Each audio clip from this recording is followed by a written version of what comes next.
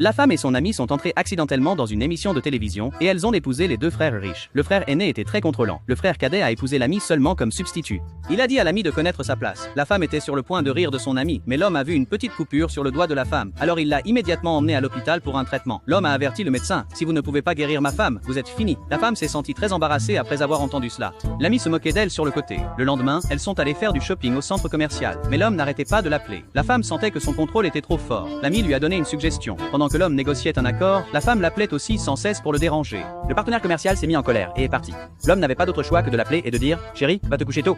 Désormais, tu n'as pas à tout me rapporter. Ensuite, la femme est allée faire du shopping avec son ami. À leur retour à la maison, le frère cadet a accusé l'ami d'être trop vaniteuse. Il a dit que son premier amour ne gaspillerait jamais d'argent. Il s'est avéré que le premier amour du frère cadet était mort dans un accident. Il a exigé que l'ami copie toutes les habitudes de son premier amour. À ce moment-là, la femme donna sa suggestion. La nuit, quand le frère cadet alla se coucher, elle dit à l'ami de faire semblant d'être un fantôme pour lui faire peur.